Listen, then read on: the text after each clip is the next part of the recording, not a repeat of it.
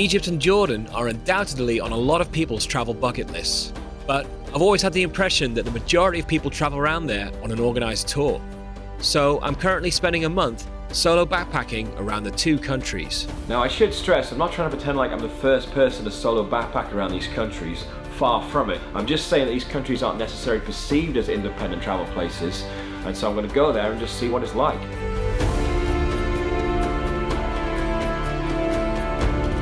My trip started 3 weeks ago in Cairo. You're inside a pyramid, how cool is that?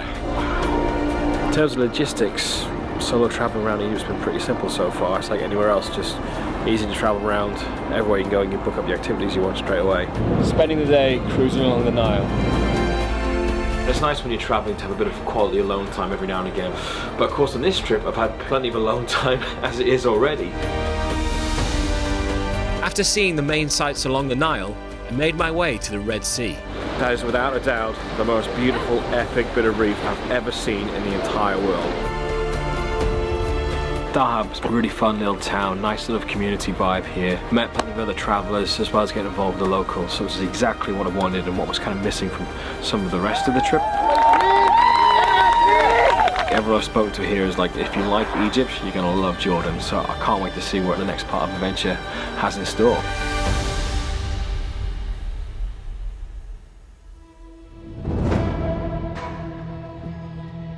Tomorrow I'm flying to Jordan. I'm kind of doing it in an inefficient way because you could just get a bus and a ferry to Aqaba from here, but I want to start in Amman because that's where most travellers will be starting and it's got the best chance of meeting other people along the way.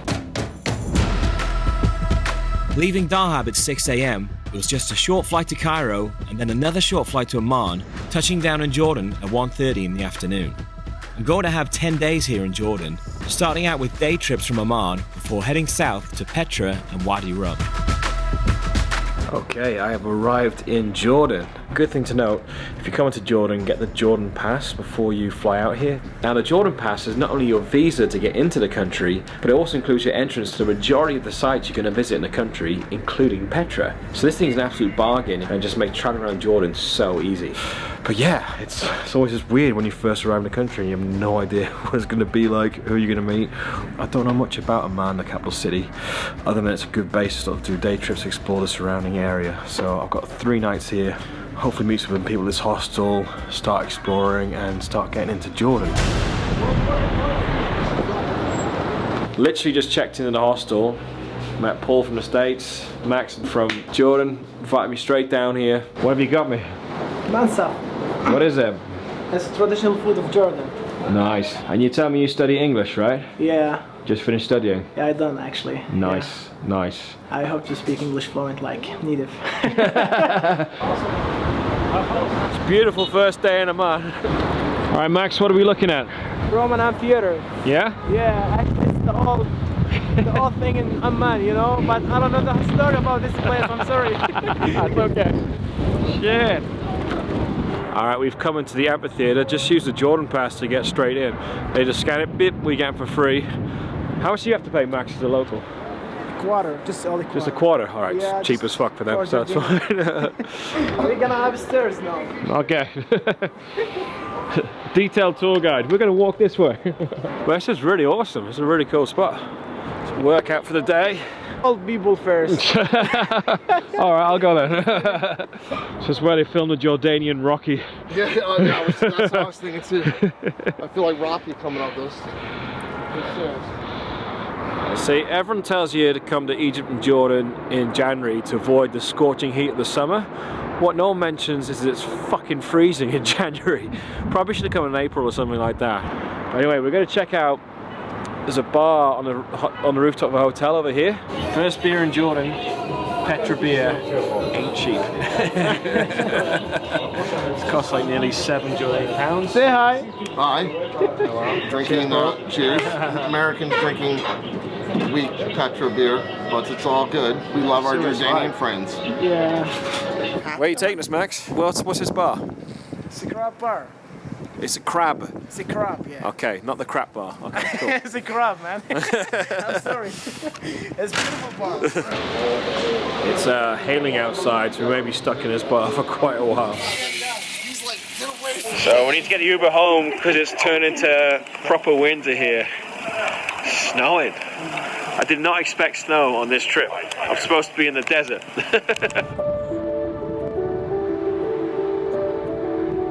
For my first full day in Jordan, I was planning on doing a trip to the Dead Sea with a hostel, but all the transports were cancelled because of the bad weather. It's starting to brighten up now, but it's still bloody freezing today. So I'm just, having a chill day, exploring the city. I've come to the Citadel, get amazing views of Amman, have a little wander around. The Citadel is at the centre of downtown Amman and is famous because of its long history of occupation by many great civilizations, dating all the way back to the Bronze Age around 2200 BC. I've only been in Jordan a day, but it seems like you get hassled a lot less than you do in Egypt. Like, walking into the Citadel now, there's a guy who went, "Oh, do you want a guide?" I went, "No." He went, "Okay." So far it seems a bit more chilled out, which is nice. So this little hand here was part of a statue that they reckon was like 13 meters high. So it would have been a huge statue right here above the city. Yeah, easy day today, little wander around, enjoy the incredible views of Amman, and then, yeah, get on with seeing the rest of the country. Heading back to the hostel, I began to sort out my day trips for the rest of my time in Amman. The thing to understand about Jordan, there's buses connecting the main cities and the main sites like Amman and Petra and things like that.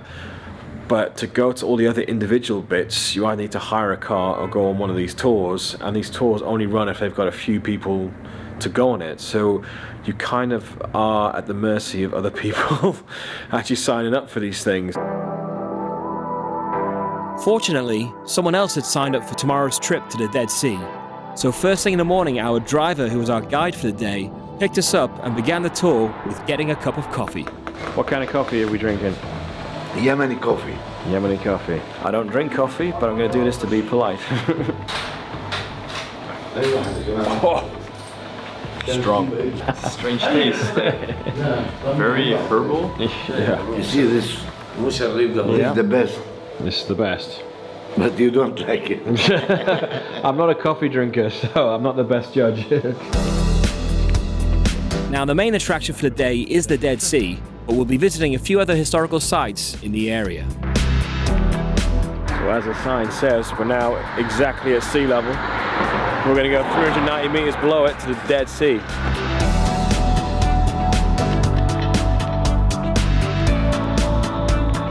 So we've got Jericho behind us, which is the oldest city in the world and the lowest city on Earth. And then just on the horizon there, you can't really see it, but some buildings. That's Jerusalem right up there.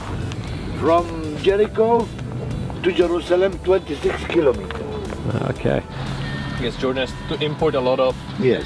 food, We have vegetables. in the Jordan Valley 180 kilometers, all the kinds of the fruit and vegetables. Everything. Everything.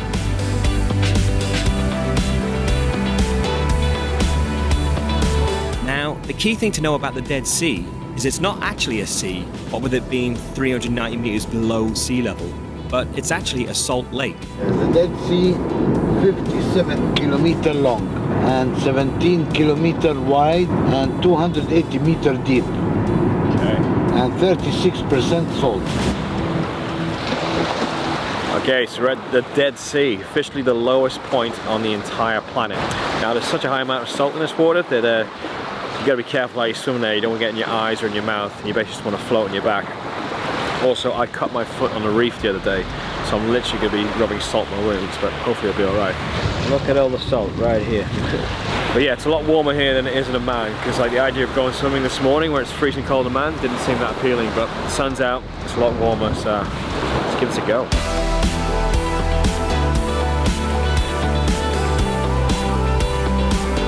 You've seen all the pictures of people floating in the Dead Sea, but actually doing it yourself is kind of a weird sensation. Like, you don't have to tread water or anything, you just sit there and float.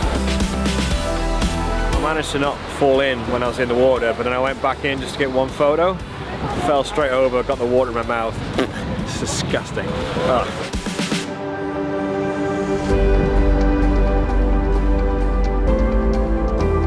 After a quick shower to wash all the salt off, we drove up the hill for a panoramic view of the Dead Sea. We were 400 meters below sea level, now at 800 meters above, so just quickly driven up 1200 meters for this view. Then we began to drive inland towards a couple of historical sites. So these are all Syrian refugees living here. now we have more than 2 million in Syria. 2 million Syrian refugees. Yes. Can refugees live where they want to live, or are they really restricted to this area? No, for farmers like this, it's allowed to move everywhere.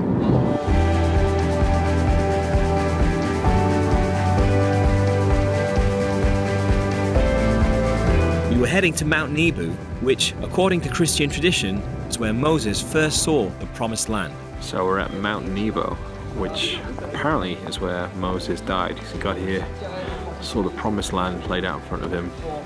You know, Jerusalem's just over there and stuff, and then he died right here.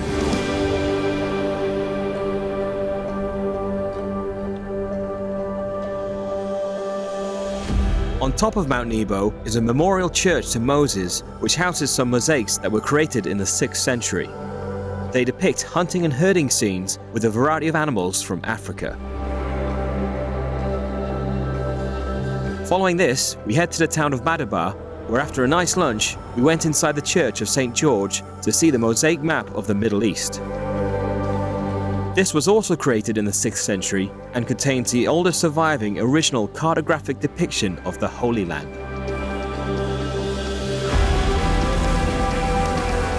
And that finished up our day trip as we made our way back to Amman. Well, just got back from a tour. That was really good actually. Our guide, Jerome, was a really, really nice guy. And amazing to finally go into the Dead Sea. You know, that's one of those sort of... I said a few times on this trip, there's like these bucket list items, even though I don't have a bucket list. But yeah, it was good. So this is the regular Petra beer, 5%. But Jan's given me this 13% Petra beer. So we'll give this a try. It's sweet, right? It's very sweet. Yeah, it's different. It's not like Petra beer. Yeah, that's gonna get you drunk. Prefer the original one, I think. Which one do you prefer? Petra beer? What, 5% or 13? 5. 5, Because yeah, it's nice, you know. Yeah. So this one, it's give me good mood. So that's why I love to drink this one. You know? Yeah. Explain what you're doing right now. I'm just smoking shisha. Okay. You're just preparing it. Yeah, I just finished and waiting. Okay. Full demonstration. Here we go. Nice. Yeah, let's go. I don't smoke at all, so I'm probably just gonna cough right now, but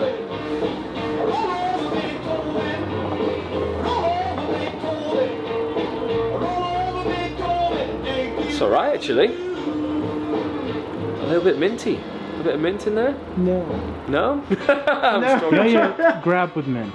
What? Grape with mint. Grapefruit mint. Yeah. Okay. Try to make circles, man. How the fuck do you make a circle? How do you do it? Jan's gonna show us how it's done.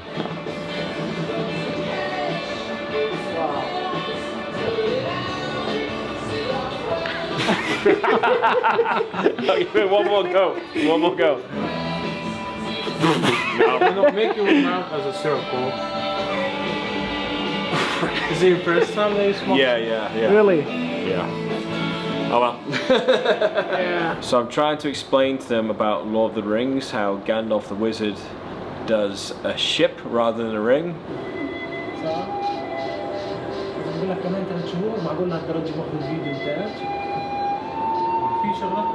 Okay, so I want you to try the ship. No, I can't do it. Yeah. Not with that attitude, come on. Come on, Jan.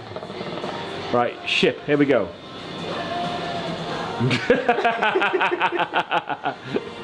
Mohammed, see if you can do a nice big ship.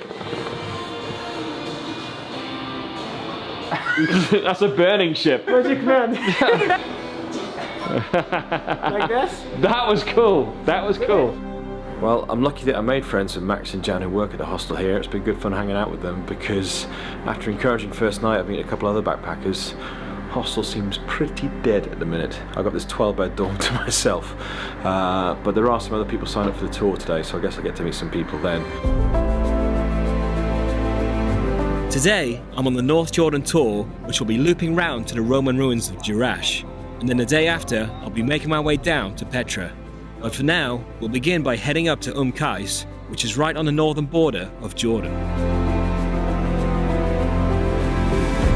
Okay, so we're on the first stop of our northern tour for the day, but here you get an amazing panoramic view of, like, basically over there is Palestine, you Got Israel, got Golden Heights, Lebanon behind it, and over there's Syria. Yeah, it's kind of strange just to be standing here looking out at what looks like just one giant piece of land. Yeah, it's actually divided up by all these man-made borders. In fact, even some disputed borders that have such a serious and profound effect on people's lives.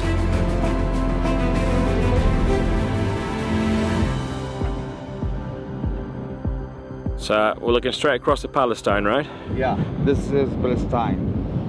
The border, you see this one small here, this is the Jordan River, but before now the Israeli have taken.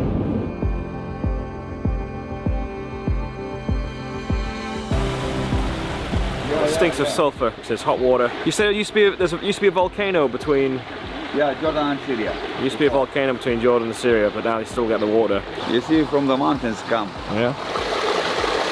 It's like a perfect warm temperature. You like just sit and bathe in that. It's like a hot tub. Leaving the hilltops behind, we made our way down to head south along the Jordan Valley. This area is famous for banana because the weather is hot and many water. Then we turned inland to see Aljoun Castle.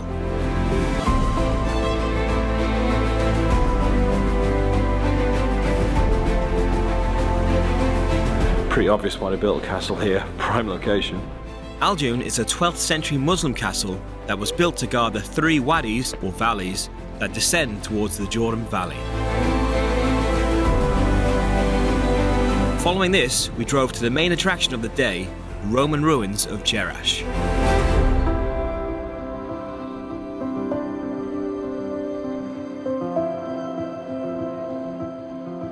Alright, so this is Jerash. This is what everyone comes to see in the north of Jordan. You can get a day trip here just by getting a bus, but by having a car, you got to see all the other sites along the way.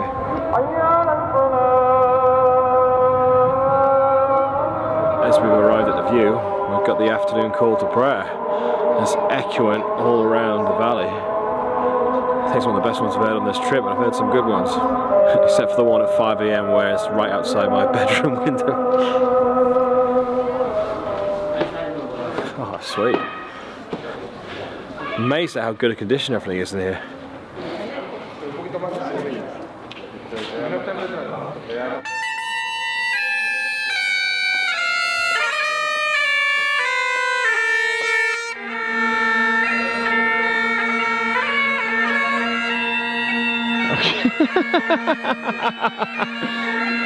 Scotland Road. Okay, so we've gone from a beautiful call to prayer to Scotland the Brave on frickin' bagpipes in Jordan. It's like outside an Edinburgh gift shop. Yeah, we're gonna head down the main road and check out some more of the sites, but this has made the day worth it. The Jerash ruins are said to be the world's best preserved Roman ruins outside of Italy. The ancient Roman city flourished due to the area's fertile lands and year-round fresh water supply. An earthquake hit the region in 1749 AD, destroying huge areas of the city and leaving the ruins buried in soil for hundreds of years. Let's see what's up here. It wasn't until the start of the 19th century that they were rediscovered by a German explorer and the excavations slowly began. So this is how they made all the smooth rocks. Had water coming in, turn the windmill, and then cut the rocks in straight lines. Turn circular movement into straight horizontal movement. It shows that the Middle East was the first place to mechanize work. People thought it was like Europe or China, but apparently it's in the Middle East first.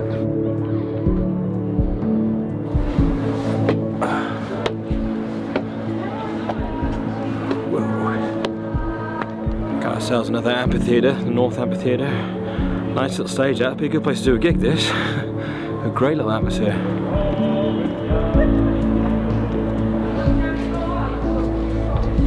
On stage in the amphitheatre.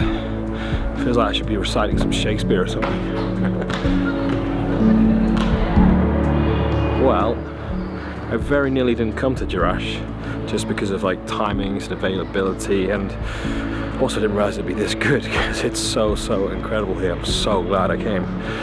Completely exceeded expectations. So if you come to Jordan, make sure you do not miss out on Jerash because it's incredible, and I've timed it really nicely. Coming at the end of the day, it's pretty empty, which is sweet. Heading back to the car park, we had a little rest in the cafe before making the drive back. This one, it's a finger kunafa. Kunafa. It's a famous Jordanian dessert, right? Yeah. What's it made of? It's made it for cheese and I don't know. I not Little bit milk. make it for, I not the chef. It's not bad.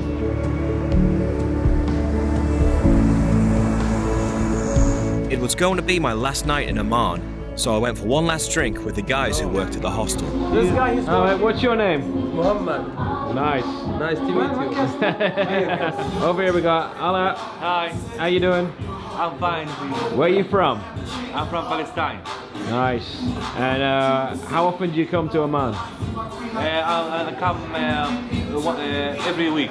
Every week. Yes, for job. Cool. Yeah. And you come here every week. Do you always hang out with this guy? Yes, he's my friend. This guy's your friend? Yes, he's a good guy. Yeah, I was really lucky to have met Mo and Jen, who worked at the hostel. Like, it's always great to have people to hang out with, but especially when they're actually, from the country you're visiting, because, I'm obviously visiting these big historical sites, but it's nice just to learn a bit more about day-to-day life in Jordan as well. And yeah, they really made my time in Amman, really did. I can't do it. Okay, so today I'm in another car tour. I'm finally leaving Amman and heading down to Petra. Now, you can just get to Petra via a bus, so go straight there. But there's quite a few cool sights to see along the way, which is what this tour is doing. And we get to go along the Old King's Highway, which is the oldest road in the world that's still in use. So, didn't want to miss out all those spots along the way down, which is why I booked a tour. But Petra's something I've wanted to see since, I don't know, I was a kid, basically since seeing it in Indiana Jones. So, yeah, it's gonna be great to finally check that out.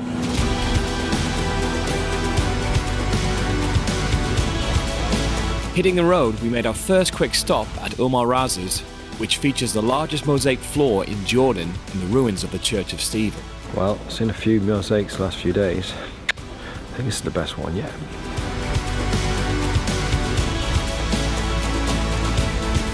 It's insane, we're just driving through these flat fields, prairie fields. Come over the rise and then saw all this.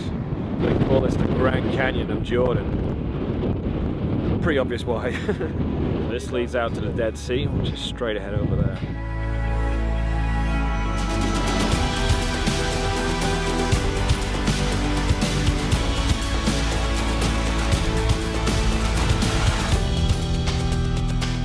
So this is Karak Castle. Apparently this was featured in Kingdom of Heaven. Like, they filmed it at a different location, but this actual castle is part of the story.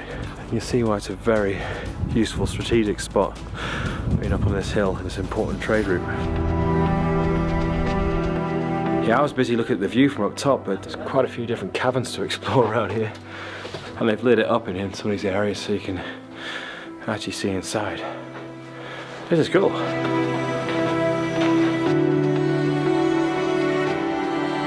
I'm sharing a tour today with Denise and George from Texas. Lovely, lovely couple. Whiskey. Got it. Okay. This is fresh orange juice. Yes, it's fresh. Nice. You tasty and you tell me. Okay.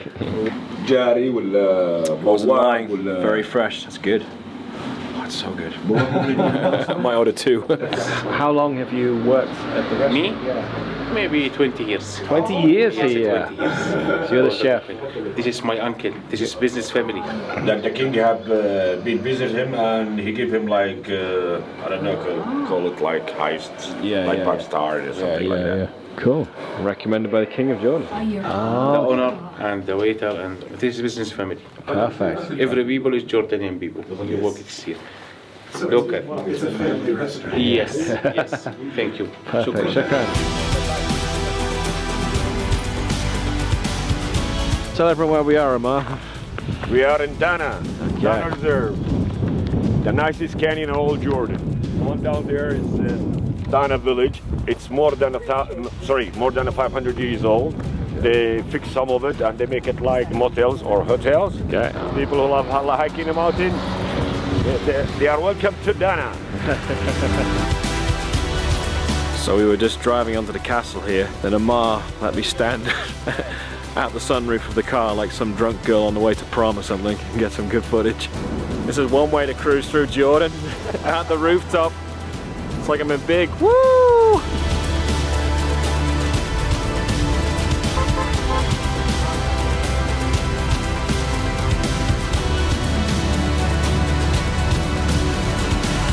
Car. Yeah. Yeah, the Bedouin. Ta-da! Nice. Thank you. It's a video, remember, you have to do stuff. And now, just standing on top of this old castle. A pretty incredible view up here of the valley we've just been driving through. We've driving all the way along here. Shobak Castle was built in the 12th century during the Crusades. The King's Highway we've been driving along was a pilgrimage route for both Christians and Muslims, but it was also an important trade route dating back over 5,000 years as it connected Africa with Western Asia.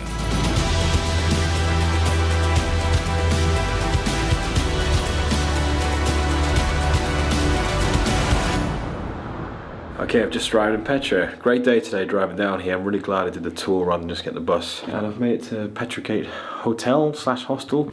Got myself a private room. It only cost a few quid more. And I got a view right out across to the Petra mountains, where the ruins are inside there.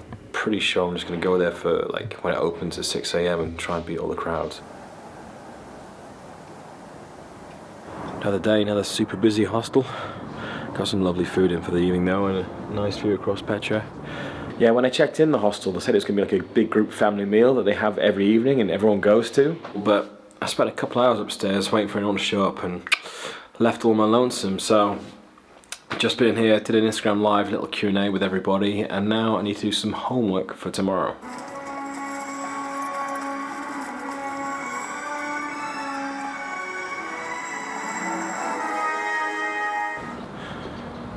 Okay, it's 6:10 in the morning and I'm heading down to the entrance to Petra. It's like a 15-minute walk from the hostel. But if you get there from the start, you beat the majority, or hopefully all of the crowds, we'll see. Okay, I'm in. I might be the first one here, I'm not sure. So there's a lot of touts trying to sell you ways up to the high viewpoint, which I do want to see. I just want to explore it myself first, figure out what I can do by myself before I start paying someone to do something I might be able to do myself.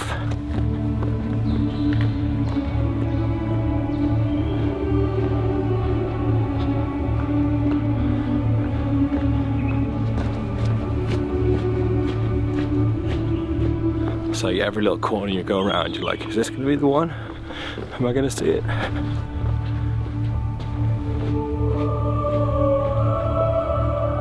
Keep seeing these small little carvings on the walls as we go though. Nearly there. Just one or two more corners, I think, just something going to reveal itself. Oh, there it is.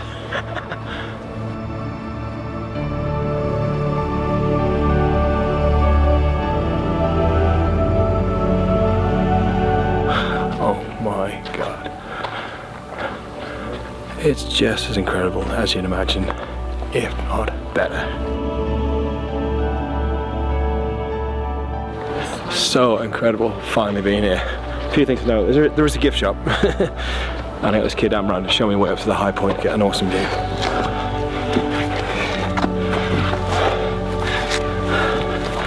It ain't an easy climb up, but I think it should be worth it.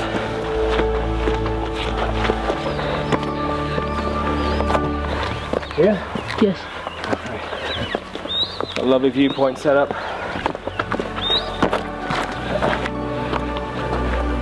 Walking right to the edge. Whoa.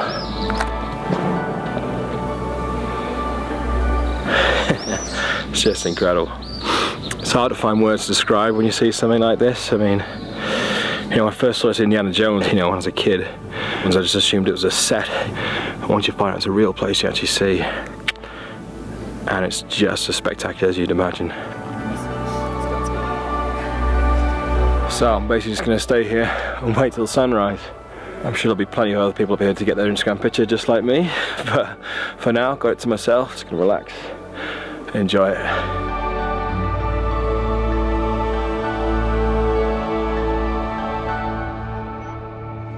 Okay, so I got here at 6:30, had pretty much the place to myself. It's now 9:30. and you can see how busy it is. So by getting here for sunrise, you have chosen wisely. Anyway, enough Indiana Jones chat. What this actually is a treasury, and it was built in the 1st century BC, and there was a legend that in the urn at the top there was treasure hidden inside it. So you can actually see bullet holes where people try to, you know, smash it to get the treasure to fall down, but apparently it's not true at all. It's not actually an urn, it's not what it was used for. You know, the whole thing was carved out of a single block, which is crazy. It's just insane how they actually managed to do that. Anyway, I've spent a good 3 hours there waiting for sunrise, so let's go and see what the rest of Petra has. Petra is an historical city of the Nabatean kingdom dating back to around the 4th century BC. The Nabateans were nomadic Arabs that established Petra as a major regional trading hub, given its proximity to trade routes such as the King's Highway. Let's go have a look inside. It's pretty cool being inside. I'm guessing these are where the tombs were. The colour on the rock and the ceiling though is incredible.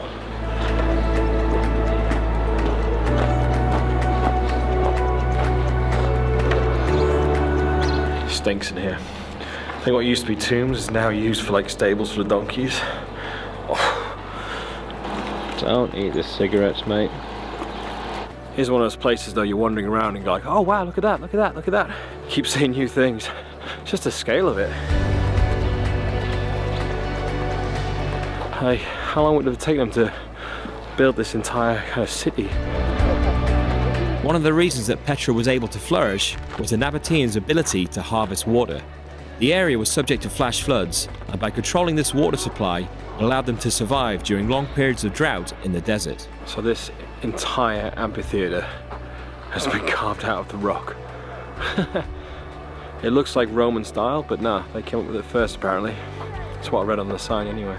Petra's population peaked during the 1st century AD with an estimated 20,000 inhabitants. However, it later fell to the Roman Empire and its importance declined due to emerging sea trade routes, as well as an earthquake in the 4th century AD that destroyed many of its structures. It was then forgotten to the Western world until it was rediscovered by a Swiss traveller in 1812. Just loving this exploring around here. There was no one at the hostel to sort of hang out with. It's alright, I'll do Petra by myself, but actually I don't mind. It's been fine. It's been great exploring it by myself. Majority of these cabins just where all the locals stay at night, I guess, you know. Set up shop here, sell to all the tourists, then come and camp in here. Petra completely lived up to the hype. It was just spectacular. And I mean, the thing you have to keep reminding yourself is that they, you know, they carved these out of the rock. And it's not like they just did it and it's like, oh yeah, that looks quite good. It's perfect. And it's just kind of mind-boggling just to look at and think, like, how the hell did they do that? Just on my way out, the treasury's back in the shade again. It's going to be a very limited amount part of the day, especially in winter where it's actually in the sun. Just realised as well, by being here, seeing Petra, I've officially done all 7 wonders of the New World. It was never a huge goal for me, like I don't have a bucket list, so it wasn't like something I have to do this before I die, but it's pretty cool to say I've done all 7 anyway, I'm not going to lie. You know, a bucket list, it could be great, you know, if they inspire you to go out and do different things and experience different things and make you, you know, go out there and really live your life, then go for it, have a bucket list. But the reason I don't have one is because if I had a bucket list, my OCD personality would probably take over and every trip would just be about ticking things off that list rather than just enjoying what's in front of me.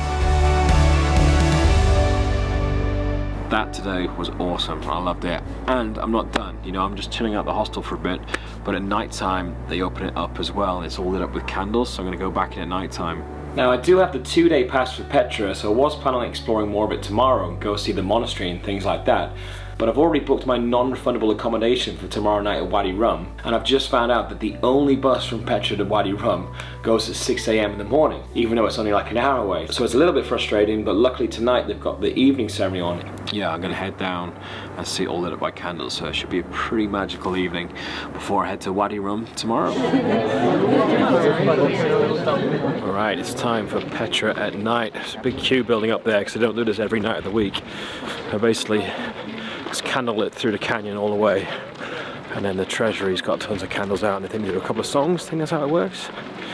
This should be pretty cool.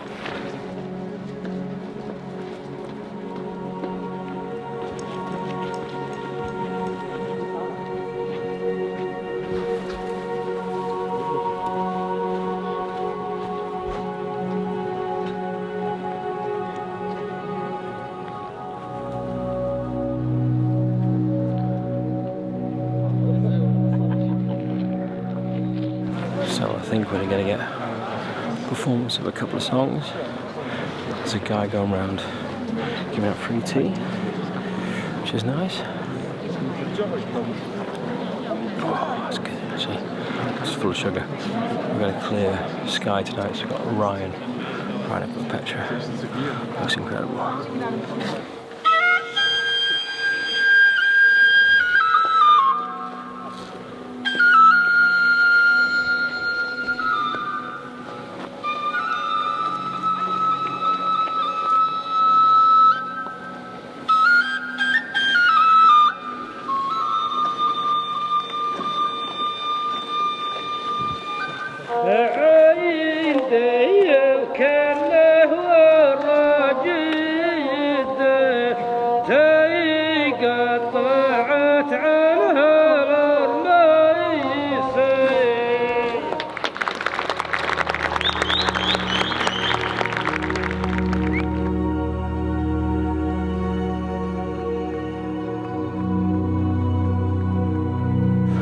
So I'm currently having a drink in the Cave Bar, which is right by the entrance to Petra. Apparently this is the oldest bar in the world, because it occupies a 2,000-year-old tomb. And so basically they've turned this old tomb into a bar. I mean, it's a bit of a weird claim, because I'm pretty sure the bar hasn't been here for 2,000 years, just the structure it's in has been here for 2,000 years. But yeah, can't come to Petra and not have a pint of Petra at Petra. I was up bright and early to head to Wadi Rum, which is the final stop of my month-long trip around Egypt and Jordan. Okay, so I got the bus at 6 AM this morning from Petra, very early start. Got dropped off at the visitor centre here, and then guys from the Martian camp picked me up in the Jeep behind me. Go to the camp, get settled, then figure out what I'm going to do for the next 3 days in Wadi Rum.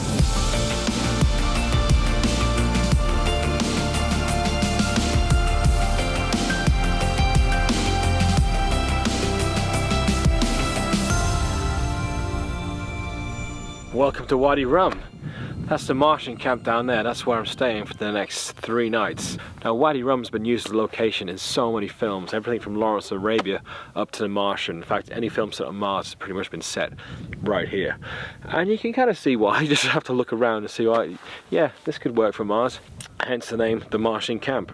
There's no one else here at the moment because I've arrived about 9:30 and I'm guessing everyone's out on a day tour, so I'm literally, for now, completely alone in the middle of the Wadi Rum desert.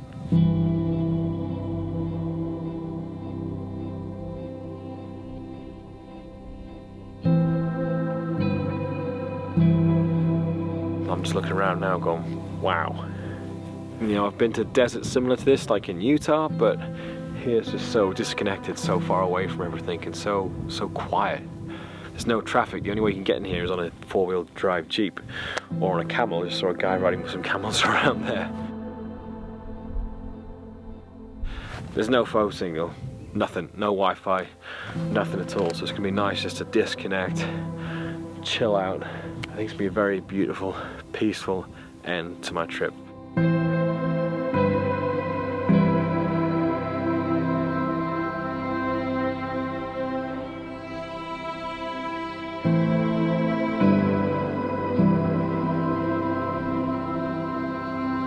You know, I said there's been a lot of alone time on this trip, but if you're gonna have alone time, may as well do it here. It's amazing just how quiet it is here.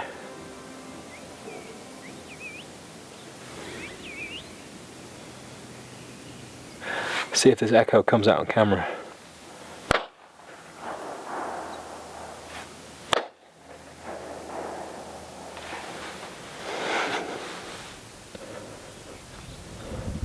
So this is the lounge area where I guess everyone hangs out for dinner and stuff during the evening. All the activities you want to do, you can book right here. Make dinner and lunch. You can book a taxi straight with them to get me to the border, which is good. And yeah, the whole place is run by solar power, but the showers are actually really nice. So yeah, it's pretty comfy here.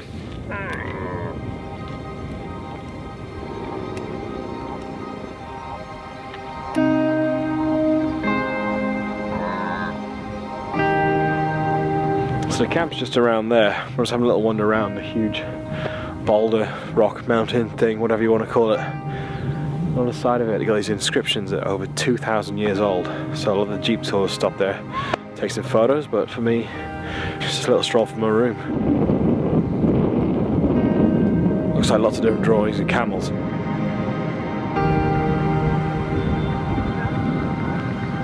It's got to be a dead camel. Look at the shape and size of it. Give you a sense of scale. I'm not going to touch it, but you know.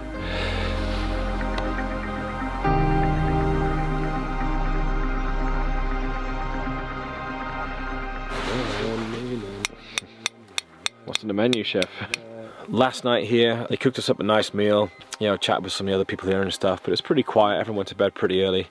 One of the things I was really looking forward to was having a nice campfire and sitting underneath the stars, but because there was a full moon, you couldn't see that many stars, and because it's winter, they don't want to use up too much wood for the fire, so no stars, no campfire.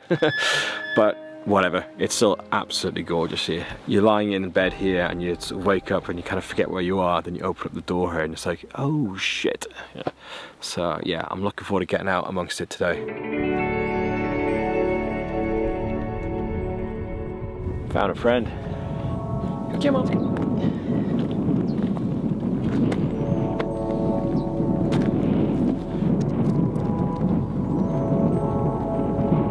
Today, I'm going to be doing a Jeep tour around Wadi Rum, and there's a new group arriving at the camp this morning that'll be joining in.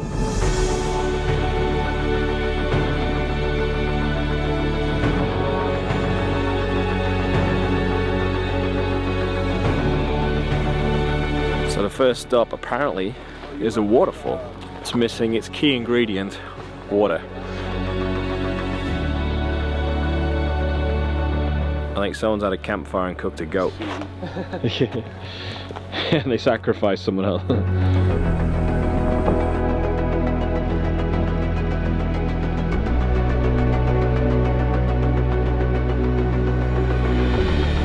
Okay, so we're gonna climb up there, get our Instagram picture.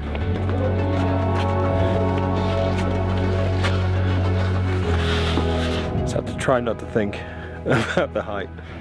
Not too bad once you're up here. Probably looks worse from down there.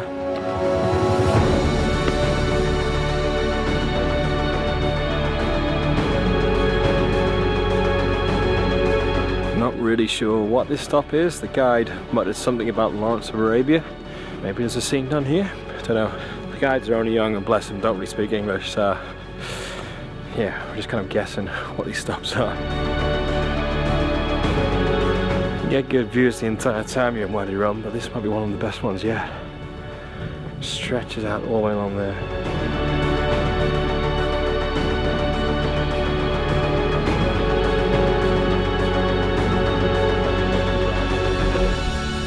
Okay, it's sand dune time.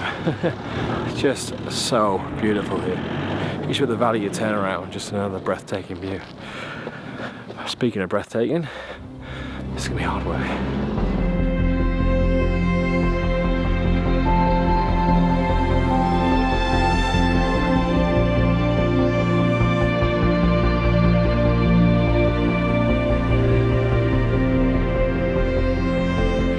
Holy shit.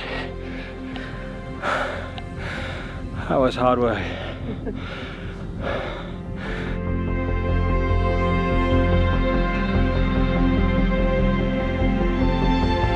So the Jeep's back down there, that little dot. Time to head down. Now, normally it's easier to run, but since I'm carrying this camera, I take it at a nice steady pace. It's a big drop off here though, it goes like suddenly steeper.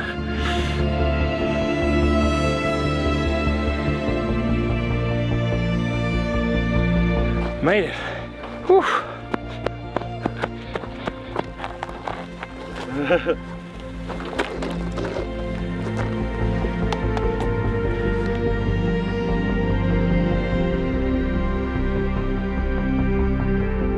Did a Jeep tour today and that was great fun. There's 3 American guys that showed up. So it was fun hanging out with them. Nice having some people to share my last experience of the trip with.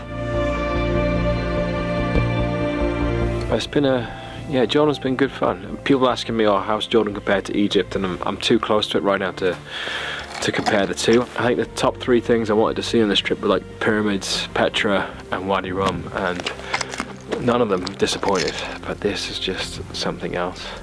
And it's hard to find words to describe other than the words I always use, like epic, unreal. But yeah, and it's so quiet here. Like, I feel bad talking now. I feel like I'm talking in the cinema when you shouldn't be. It's like, it's so quiet. There's nothing, absolute nothing. You know, this trip's been a mixed bag. The things I've seen and done have been amazing, but sort of stuff in between's been a bit quiet, a bit lonely at times. So it's been a weird trip. But being here right now is a bloody good end to it, I've gotta say that.